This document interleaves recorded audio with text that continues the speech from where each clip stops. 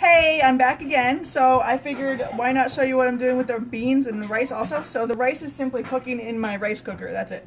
So now I have our non-stick stainless pot here, or pan here. I have some oil in there, and it's been heating up for a while. So we're ready to roll with this other stuff. So I have an onion here, and I'm just going to quarter it with our chef's coated cutting knife. I'm going to pop it in here. This is the manual food processor, one of our top selling items, which is why it comes in the kits. I think it comes in all the kits. It might be wrong on that since they changed it, but so the lid locks here, the thing. So all I'm going to do is push it up, and then I'm just going to chop up my onions and a little more. Pop it down a bit. Keep chopping, and there we go. My onions are ready to go right in my pot. So I'm just going to scrape them right in there and let them cook up a little bit. I actually don't know the actual amount you're supposed to use. I always just chop up a whole onion and do it that way. Because I always make double. I'm making double the regular recipe.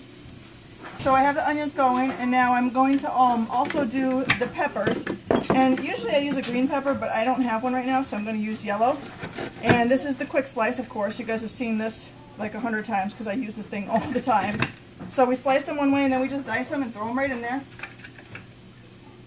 And I want to say it calls for maybe half a cup of both, like half a cup of the pepper and half a cup of onion. But like I said, same thing with the pepper. I just do a whole pepper.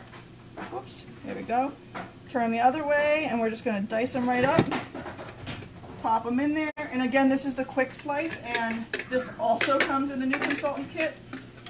And if you don't, there we go. If you don't use it with like potatoes, because you're not supposed to, then you know it won't. The little delicate blades won't bend like mine have, because I accidentally did not follow the directions when I first got it. So don't be like me. And like you've heard me say, you always want to use the rocking motion with this. Never straight down, always the rocking. This is also great for like cheeses, you know, any soft fruits and vegetables. All that kind of stuff. So I'm just going to stir this around a little bit, and this is just going to cook, like, you know, soften up a bit. I'm going to add some garlic to it also. And now I have the garlic press, but I have a lot of garlic, so I'm going to use the chopper. A lot of garlic. We love garlic. But the press is great because you don't have to peel your garlic when you put it in here, and it comes with a little handy cleaning tool. So you put your whole clove of garlic in, not even peeled. Squish your little garlic out, use this to scrape it off into your pan, and then use this side to clean it out inside. It's wonderful. It makes it so easy if you only have a couple pieces to do. But like I said, I have a bunch, so I'm going to use the chopper instead. I'm just going to chop it up. And this chopper is like probably 10 years old, and you can see that it still just chops everything right up, no problem at all. Minces it right up for me. And you can get replacement parts for this too. So if you have one and say like this part is cracked, I've replaced this like 3 times. If this part is cracked, you can get a replacement part. I'm actually not sure what other replacement parts we sell for it, but there are some. So I'm going to stir this around a little more. I'm going to add the garlic to it because everything is better with garlic. Unless of course you're allergic to it, then that's not so good.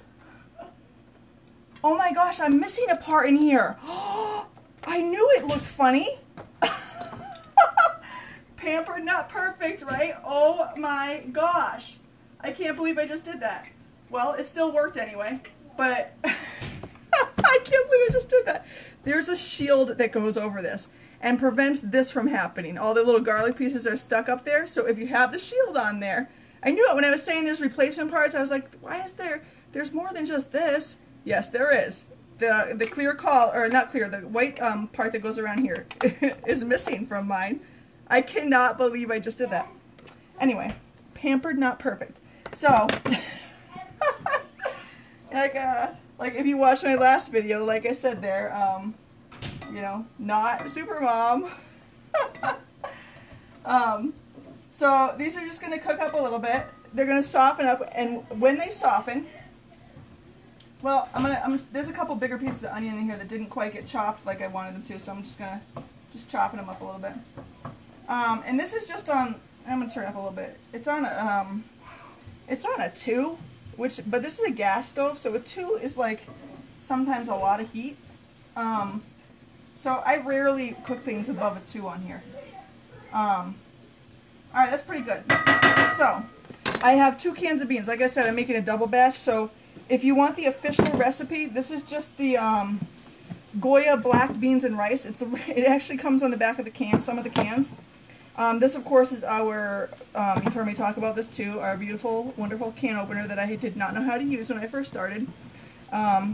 So you see me screwing this up here, like with the food chopper and not knowing how to use the products, and yet this job still works for me, guys. Which is part of the reason I tell everyone that if I can do this job, so can you. Anyone can. So now, I didn't even explain what I was doing with this, because it's the can opener, and you've seen me talk about it before. So it's magnetic on the top, it kind of lashes on, and you just twist it around until you get all the way around. Then you do 1/2 turn back, right? And then there's a little button right here, and you see the little grippy thing right there. When you push this, you see that close? That's what you're going to do to get your lid off. Bam, and it leaves it with a smooth edge, so you're not going to get cut on this, and you can reseal your can, which I actually don't recommend doing. Like if you have leftovers in a can, I recommend putting it in another container. So now these are pretty good here, and my house smells incredible with that chicken that I just made too. And this, oh, you guys are going to want to be banging my door down to come for dinner any minute now. So I'm just going to add the beans here. You don't rinse them when you're making this recipe, just dump them in. Whoop. And then also, I forgot to measure out water, so hang on, I'm going to get a little bit of water to add to it. A little bit of water, and then it calls for either apple cider vinegar or cooking wine, and I have cooking wine, so I'm just going to use some of that. And again, it's not something I really ever measure with this, but maybe you need to. Oregano, you need some oregano. Again, I don't measure this usually, I just kind of like, that looks good. I want to say it's like a teaspoon for the whole thing, I don't know. And then now this is this magic ingredient, the sazon. This is the magic ingredient that makes everything pop and come to life. So 1 packet is for one, what's the word I'm looking for? 1 batch, but I make it a double batch again. So now we just stir this up, and it's going to boil.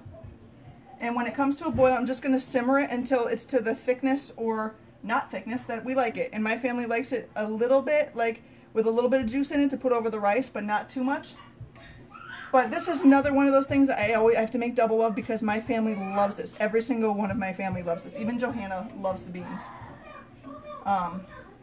Sometimes they don't like them all mixed, but they'll still eat them. So, I don't think I forgot anything there, but it's possible that I did because I'm a little flaky today, as you saw with the little mess up here.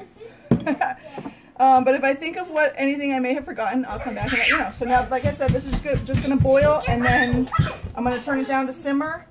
I should probably turn the heat up just a tad. And I'm going to turn it down to simmer and just let it simmer till it's, some of the liquid, cooks off or whatever. And then we are, excuse me if you heard us, like, we're running wild around here.